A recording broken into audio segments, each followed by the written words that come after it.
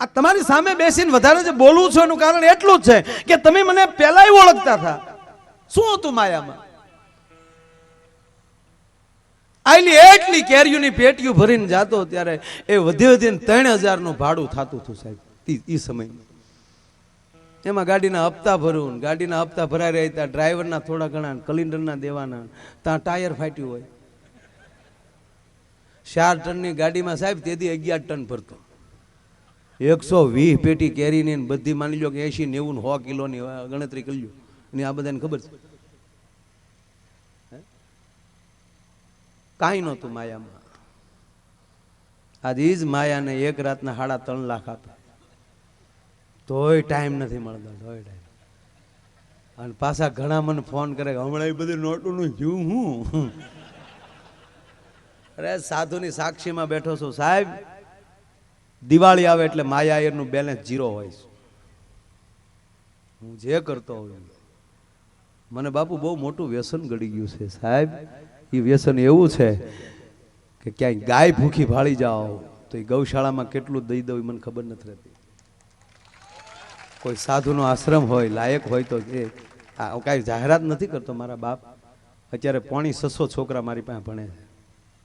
575 તમારા વિસ્તારના ઘણા છોકરા છે. અને ભણતર એવું આપું છું કે છોકરાને ગમે ભરતીમાં જવું હોય ને પછી તો ટ્રેનિંગ ન લેવી પડે સાહેબ. આ ખેલે ગુજરાતમાં સાહેબ હમણાં જે અમારા ગુજરાત લેવલની જે સ્પર્ધા હતી એમાં 13 સ્પર્ધા હતી, એમાં 11 સ્પર્ધામાં ફર્સ્ટ આવ્યા હોય તે રામકૃષ્ણ સ્કૂલના છોકરા આવ્યા. મારી દીકરીઓ 9 ધોરણથી 12 ધોરણની કોઈ પણ દીકરીના હાથમાં રાઇફલ આપી ગયો અને બોટલની માથે ચણાનો દાણો મૂકી ગયો જો ઉડાડી નાખે નહીં ને તો સાહેબ મેં અભ્યાસ ન કરાયો કહેવાય સાહેબ. બાકી પાઠ્યપુસ્તક તો એ તો 100% સવાલ નથી. 24 છોકરામાં 4 છોકરા MBBS માં જાય. 24 સાયન્સના ઘણા વિદ્યાર્થી બી ગ્રુપમાં જેટલા 24 હતા એમાં સાહેબ 4 છોકરા MBBSમાં. મારા ગામડાના અભણ માવતરના છોકરા.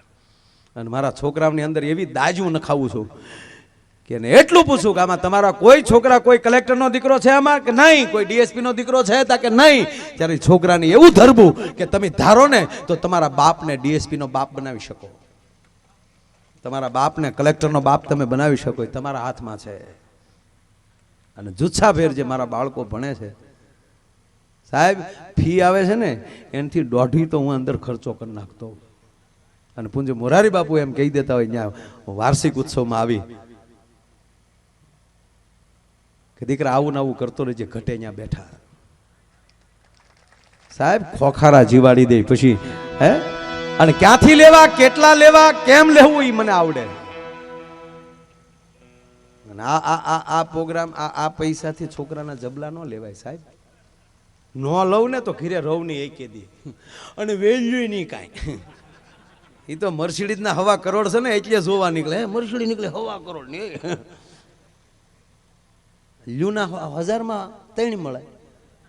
આગળ લ્યુનાના જો 1.5 લાખ હોત ને તો એની ઓન બોલાતી હોત. તમારી કિંમત શું છે એની ઉપર ધ્યાન રાખજો.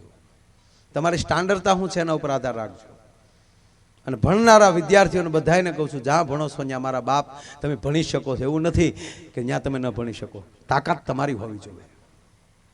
ભલે ગમે એ સ્કૂલ હોય. તમે શું કરવા માંગો છો?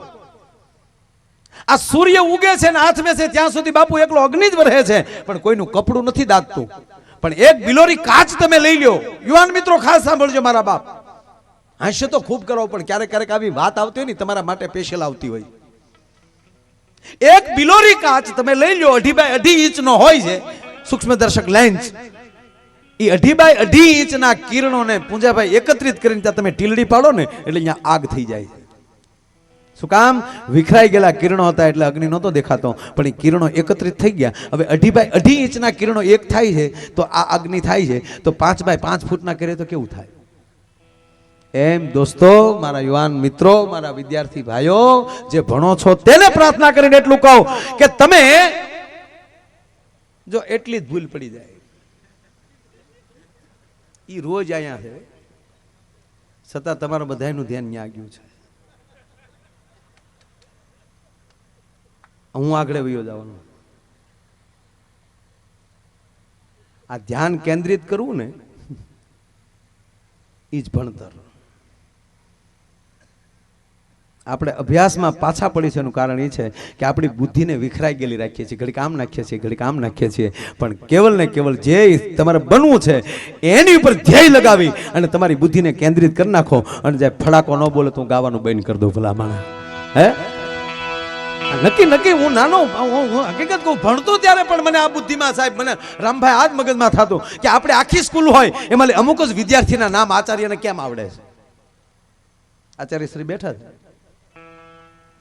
આપણું આખું ગામ હોય એમાં ગામના નામ લેવા હોય વડીલોના તો અમુકના નામ કેમ? એટલા પોલીસ ઓફિસર હોય તો અમુક જ પોલીસ ઓફિસરનું નામ કેમ? એટલા બધા 650 કરોડ સંતો કુંભના નિયમ પ્રમાણે તો આ અમુક જ સાધુડાના નામ મોઢે કેમ? તો તમે જે ક્ષેત્રમાં છો એમાં તમારું નામ કેમ નહીં? તમે એટલું જ મૂકી ગયો તો હું કેમ નહીં? ઈ મેં મૂક્યું છે ને ત્યારે આજ માયો આયર બન્યો છું. તો હું મારા ક્ષેત્રમાં કેમ નહીં? આ જો બધાને મગજમાં આવી જાય તો મને નથી લાગતું કે તમે જે બનવા માંગો છો એમાં બિલકુલ અઘરું પડે. ચાલો માણસ પ્લેન બનાવે છે તો આપણે ખાલી પ્લેન ચલાવતા ન શીખી શકીએ? માણસ ચંદ્ર ઉપર જેટવ્યો જાય છે તો એની ગતિ માપતા આપણે ન શીખી શકીએ કેમ? અને એટલી જ બુદ્ધિ તમે તમારા એ બધુંય મૂકી અને તમારા લક્ષ્ય ઉપર લગાવી ગયો. કારણ કે ગુરુ દ્રોણે એમ કીધું કે લેજો એ હામાં ઝાડ છે, ઝાડ ઉપર પક્ષી બેઠું છે, એ પક્ષીની આંખ વીંધવાની છે. ત્યારે દુર્યોધનને હાથમાં બાણ આપ્યું. જો જોઈ દેખાય કે હા વૃક્ષ છે, પછી તાકે પક્ષી છે, પછી તાકે એની આંખ દેખાય. અર્જુનનો છેલ્લે વારો આવ્યો ત્યારે કીધું કે લેજો અર્જુન તને શું દેખાય? ત્યારે કીધું ગુરુજી મને કેવલ આંખ દેખાય છે, કારણ કે મારે લક્ષ્ય આંખનું છે. મારે ઝાડ હારે કોઈ લેના દેના નથી, પક્ષી હારે કોઈ લેના દેના નથી. તમારું લક્ષ્ય એ જ તમારું સિદ્ધ હોવું જોઈએ તો એ કોઈ દિન વાંધો ન આવે. પણ આપણે તકલીફ શું છે, આપણે બીજું બહુ જોવા મળી, બીજું બહુ. અને તમને બીજું કહું, તમારે મોટું થવું હોય ને તો અબજસ લેવાની તૈયારી રાખજો. જ્યાં સુધી તમને અબજસ ન મળે ત્યારે માન લેવાનું કે તમે મોટા નથી. આ ભગવાન, આપણે ભગવાન શું કામ કહીએ ભગવાનને? કારણ કે આખી દુનિયાનો અબજોનો ધણી ભગવાન. દાખલા તરીકે તમે કોલેજ પહેલી પસાર થાવ અને કોલેજ પાસેથી નીકળો અને વિદ્યાર્થી તોફાન કરતા હોય કોલેજિયન, તો એના તમે પ્રિન્સિપાલને જઈને કહો કે તમારા વિદ્યાર્થી ભાઈ તોફાની બહુ છે યાર, બહાર બહુ તોફાન કરે. તાકે હાઈસ્કૂલમાંથી જ આવા આવ્યા, કોઈને ભૂલું તો ગણવી જ નથી. હાઈસ્કૂલમાં જઈને પૂછો કે આ તમારા વિદ્યાર્થી તોફાની કેમ? તાકે પ્રાથમિક શાળામાંથી જ આવા આવ્યા. પ્રાથમિક શાળામાં જઈને પૂછો કે તમારા વિદ્યાર્થી તોફાની કેમ? તાકે બાલ મંદિરમાંથી જ આવો લોટ આવ્યો. બાલ મંદિરમાં જઈને કહો કે આ છોકરાઓ તોફાન કેમ કરે? કે એના માવતરે જ આવા મોકલ્યા. એના માવતરને જઈને કહો કે તમારા છોકરા આવા કેમ? તક ભગવાને જ આવા મોકલ્યા. અડિયો દડિયો ભગવાન ઉપર.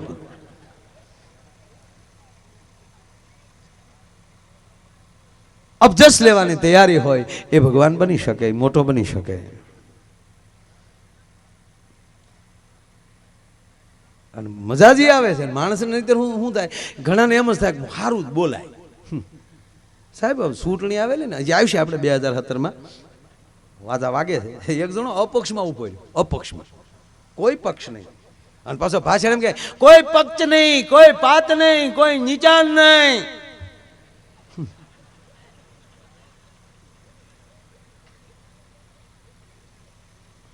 અને પછી ઓલા છેલ્લા દિવસો હોય ને, એ તો જ્યાં ચૂંટણીમાં ઉભા રહેતા એને ખબર હોય, છેલ્લા દિવસો હોય ને ત્યારે એમ થાય કેટલા ગામ લઈ લઈને કેટલા ભાષણ, કારણ કે કાલ માઇક બંધ થવાનો હોય બીજે દી.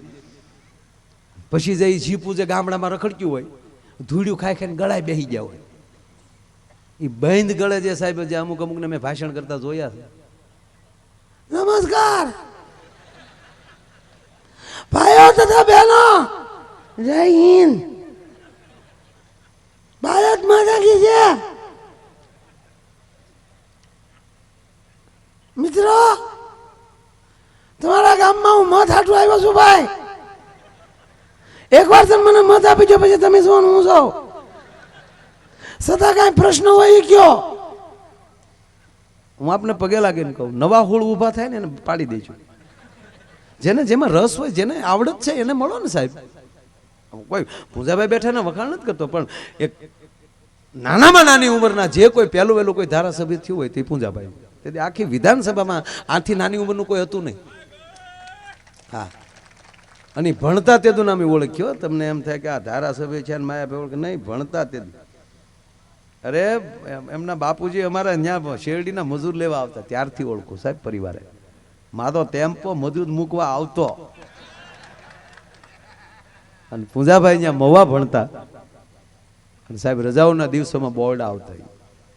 મારા જ ગામના એક બારિયા પરિવારના ભાઈ અમારા મામું હારે ભણતા. એટલે એને કોઈ ખોટા વખાણ નથી કરતો સાહેબ, પણ જેમાં જેને સૂઝ પડે છે એને આપો.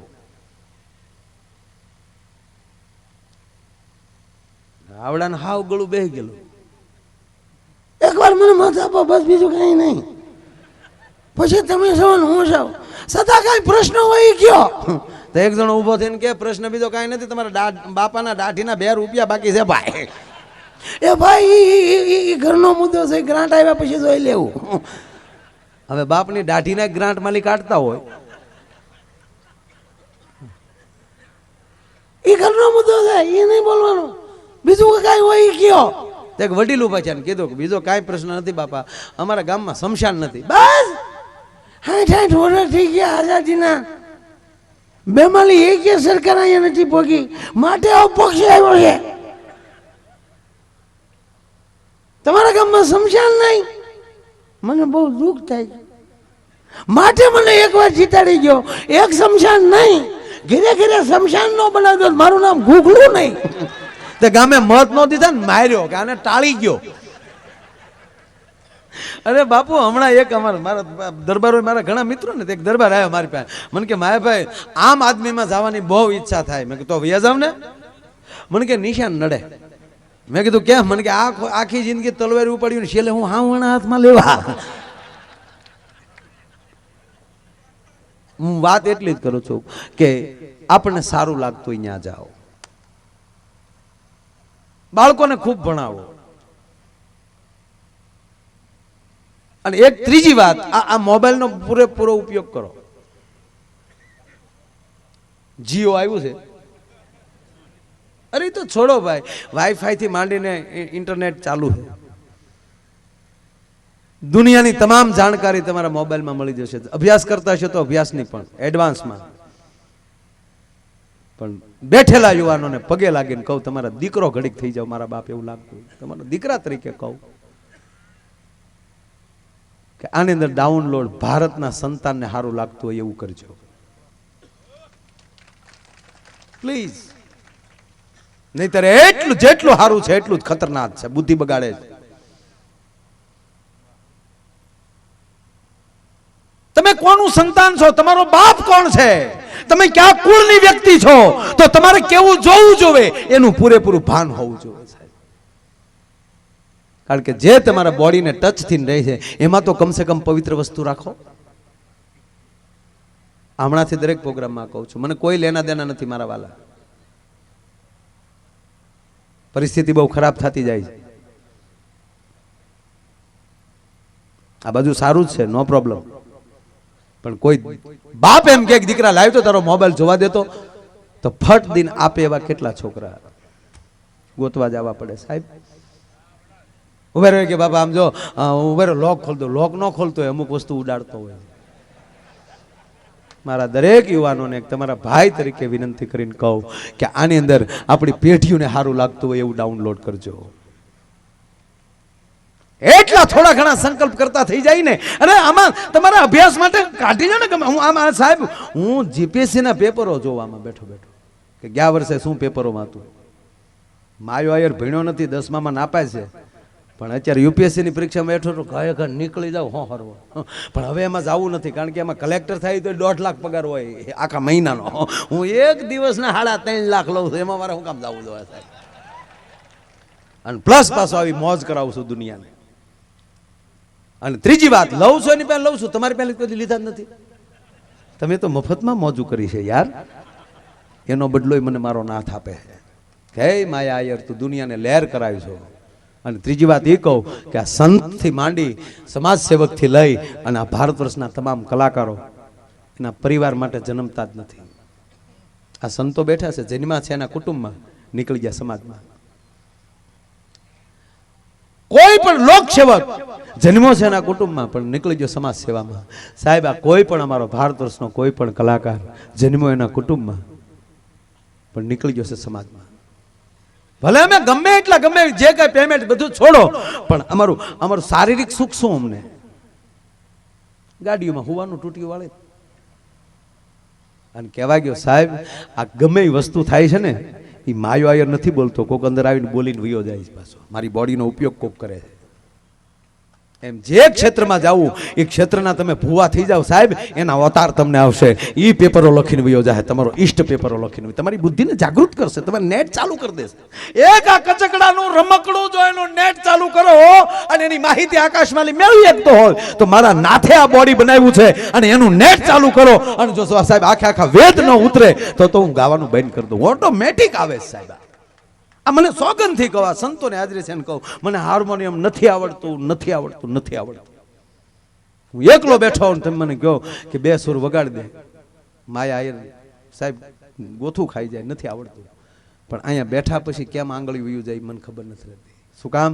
એ ફાઉન્ડેશન બનાવો, અંદર કોક આવશે. ઉપેન્દ્ર ત્રિવેદી ભાઈ જેથી મારા ઘરે મહેમાન થયા ત્યારે મેં એને પૂછ્યું કે અત્યારના તમામ હીરો જેટલા કલાકારોને બધાને મારા પ્રણામ, પણ ઉપેન્દ્રભાઈ તમે જે પાત્ર ભજવતા એ પાત્ર ભજવતા હોય એવું ન લાગે. રાજા ભરતરી તો ભરતરી જ લાગે, માંગડા વાળો તો માંગડા વાળો જ લાગે, રા નવઘણ તો રા નવઘણ જ લાગે. આનું કારણ શું? આનું રહસ્ય મને કહો. ત્યારે માણસ જમતા જમતા અટકી ગયા હતા ને આંખમાંથી બાપુ આહુડા હતા અને એણે એવું કીધું કે માયાભાઈ મારે જેનું પાત્ર ભજવાનું હોય ને એનું 1 મહિનો અનુષ્ઠાન કરતો. માંગડાવાળાનું પાત્ર ભજવું ત્યારે હું ગીરમાં આવી અને 1 મહિનો માંગડા ડુંગરે મેં અનુષ્ઠાન કર્યું અને એટલું કીધું કે હે વીર માંગડા, તારે કેધા વગરનું કાંઈ રહી ગયું હોય એ મારામાં પરકાયા પ્રવેશ કરીને મારા હાથથી કરાવજે. અને માયાભાઈ એટલા બધા પાત્રો ઉપેન્દ્રની અંદર ઘૂસી ગયા છે કે આજ મારા ગોઠણ હાલતા નથી, મને નીંદર આવતી નથી. હું આંખ વીચું છું તો ક્યારેક ભરતરી જાગે છે, હું આંખ વીચું છું તો ક્યાંક માંગડાવાળો આવે છે, ક્યારેક આંખ વીચું છું તો જેસલ જાડેજો આવીને ઊભો રહી જાય છે. આ પાત્રોને મેં ભજવા છે. અને ત્રીજી વાત માયાભાઈ કે માન્યમાં નહીં આવે, રા નવઘણ જેથી બન્યો સિંધમાં જવાનું જે શૂટિંગ હાલતું હતું દરિયાને કાંઠે, અને ત્યારે એડિટિંગ માટે આ કોમ્પ્યુટર નહોતા તો ભાલાની નોક ઉપર આવી વરુડી આવી અને કાળી ચકલી થઈને બેસે તો હવે એડિટિંગ કરવું કેમ? રમકડાની મૂકી દેવી? અમારા પ્રોડ્યુસરે કીધું કે જે આકાશમાં ઉડતી હોય એનું શૂટિંગ કરી લઈએ અને ક્ષણિક પૂરતી એક સીથરાની બનાવી અને ભાલાની નોક ઉપર મૂકી દઈએ. ઉપેન્દ્રભાઈ કે મેં ના પાડી હતી કે મને હવે 15 દી આપો, 15 દી પછી શૂટિંગ થશે. અને 15 દિવસ આવી વરુડીનું એને અનુષ્ઠાન કર્યું અને મેં એટલું કીધું કે હે માં વરુડી, તે દી જો 1200 વર્ષ પહેલા નવઘણને ભાલે બેઠી હો તો આજ હું આ યુગનો નવઘણ 21મી સદીનો નવઘણ તમારી પાસે આવ્યો છું. અને એકવાર ચકલીથી આવી જાય એટલે મને પુરાવો મળી જાય. અને સાહેબ 15 દી પછી શૂટિંગ ચાલુ કર્યું, 3 ટ્રાય કરી અને પ્રોડ્યુસરે કીધું કે ઉપેન્દ્રભાઈ તમે પાગલ થઈ ગયા છો. અને ત્યારે ઉપેન્દ્રભાઈ કે હું એટલું જ બોલ્યો હતો કે આ છેલ્લી ટ્રાય કરી લઉં, નહીં તો આજથી શૂટિંગ પૂરું, હું કોઈ દિવસ ફિલ્મમાં નહીં ઉતરું. આજ જો મારું અનુષ્ઠાનમાં જો મને સત્ય ન દેખાતું હોય તો. અને સાહેબ ચોથી વાર જ્યાં વરુડીની જય બોલાવી અને ભાલું ઊંચું કર્યું રામભાઈ, ઉપેન્દ્ર ત્રિવેદીના શબ્દો કે સાક્ષાત ચકલી આવીને ભાલાની નોક ઉપર બેહી ગઈ હતી સાહેબ. એ રા નવઘણ ફિલ્મની અંદર એ ચકલી ડબિંગ નથી, હકીકત છે. તો એક આ દેશનો એક કલાકાર સાહેબ એનું અનુષ્ઠાન કરે અને નવઘણ બની જાય અને વરુડીને ચકલી બનીને આવવું પડતું હોય, આ તમારા તમામ ક્ષેત્રની અંદર તમારો પોતાનો ધ્યેય હોવો જોઈએ કે તો હું શું કામ પાછો પડું સાહેબ, હું શું કામ આવું ન કરું. આ વિશ્વાસના ભરોસા દેવા માટે ગામડે ગામડે રખડીએ છીએ મારા વાલા, કે આ દેશમાં આવું કંઈક તત્વ છે ને છે. અને એ ભરોસા હારે જે જીવી જાય ને એને કોઈ વાંધો નથી આવતો. આ સંતોને કોનો ભરોસો? તમે વિચારતો કરો. અરે છોડો મારા દેશનો યુવાન, મેં તમને કીધું ને કે દરેક ક્ષેત્ર માટે એ જન્મે છે એ તમારા મા બાપ છે બરાબર, પણ એ હકીકત નથી યાર. એ તમારું ઉતરવાનું એક પ્લેટફોર્મ હતું યાર. એને ધન્યવાદ આપો કે આવી જનેતા મને મળી, આવો પરિવાર મને મળ્યો. પણ નહીં, તમે કોક માટે જન્મ્યા છો. અને જો આવું ન જ હોત તો આ દેશની કોઈ માં એના દીકરાને મિલિટરીમાં ભરતી ન કરત સાહેબ. આ નોકરીઓ ઘણી મળે છે કારણ કે જન્મો છે તો દેશના હિમાલય જવા માટે જન્મો છે. અને ઈ એમ કહેવાય કે અત્યારે ત્યાં જાગે છે એટલે અહીંયા આપણે ડાયરા કરીએ છીએ. ઈ હિમાડા હાચવીને બેઠા છે. અને તમને ત્રીજું ઈ કહું કે એમાં જેટલા પેલા શહીદ થયા છે ને એના ઈ જ પાસા આવે છે. વેમ હોય તો કાઢી નાખજો સાહેબ. ઈ જ આ બોડીનો ઉપયોગ કરીને કે હાલો પાછા ભરતી થવા વયા જાય. નહીતર આ યુગમાં કોઈ ભરતી થવા જાય યાર? માર્કેટિંગ યાર્ડમાં ગુણ ઉપાડી લેજો પણ ન્યા યાર ક્યાં જાવું? સલામ કરો મારા દેશના યુવાનોને કે પોતાના પરિવારને મૂકીને મારો બાપી બરફવાળી જગ્યામાં એમ કહેવાય એવી ઠંડીની અંદર એમ કહેવાય કે આ ભારત માના રખોપા કરે છે. અને આજ 16મા દિવસે વર્ષના 16મા દિવસે ભગવાન આશુતોષ મહાદેવ ગંગનાથ મહાદેવને અને ભગવાન સોમનાથને આરતી કરીને હાલ્યો આવું છું. આજ ભગવાન સોમનાથને પ્રાર્થના કરીને ગંગેશ્વર મહાદેવને પ્રાર્થના ગંગનાથને પ્રાર્થના કરીને એટલું કહે હે મહાદેવ અમારા પાસે જે શક્તિ છે એ અમારા પરિવાર માટેની અમારા કામ પૂરતી જે છે બાકીની જે વધારાની જે શક્તિ છે એ મારા દેશના યુવાનોને આપજે જેથી કરી અને આ દેશના રખોપા થઈ શકે ભલામણ. અને એવો જે આજનો ભગવાન ગંગનાથ મહાદેવનું સાનિધ્ય અને ગરાળ ગામ